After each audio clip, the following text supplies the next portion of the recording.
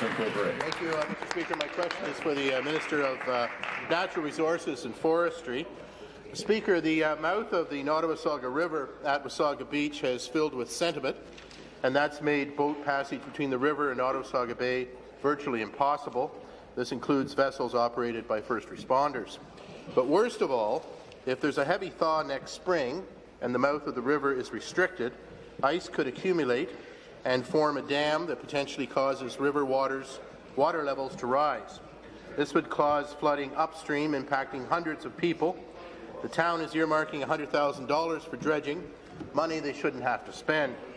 Mr. Speaker, Wasaga Beach Council would like to know, why is the municipality faced with footing the bill for dredging the river when it is a provincial responsibility? Good question. Thank you.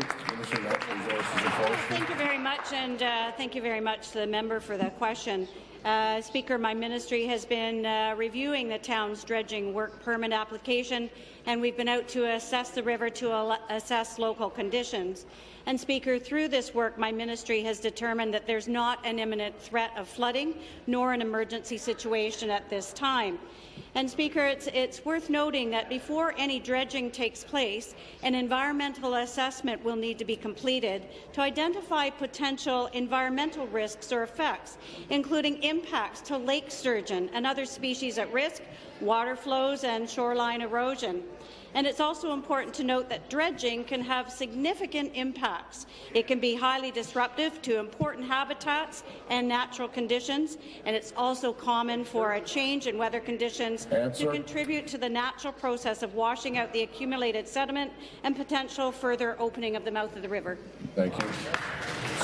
Go back to the Speaker. All due respect to the Minister, Mr. Speaker, we've been hearing this blah, blah, blah, blah, blah for several years now. The speaking notes haven't changed, no matter who the minister is over there. It's clear to everyone, including local engineers. Maybe the M&R doesn't agree, but the new M&R doesn't seem to agree with any municipalities anymore. The fact of the matter is, it's clear to everybody involved, except the MNRF, that it's time to dredge the river again. We've had severe flooding in the past. Right now, there's nothing wrong. I'm talking about the thaw that will occur in the spring, and hundreds of homes will be affected, and hundreds of thousands of people could be affected. So why don't we just prevent that and prevent those millions of dollars worth of damage, spend $100,000 now, do what the town wants and what everybody involved wants, and get her done.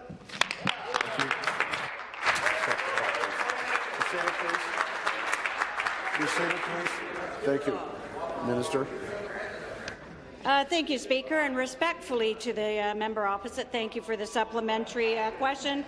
But, you know, due to the fact that the work permit has not yet been approved, it would be inappropriate to discuss any costs that may or may not occur out of this.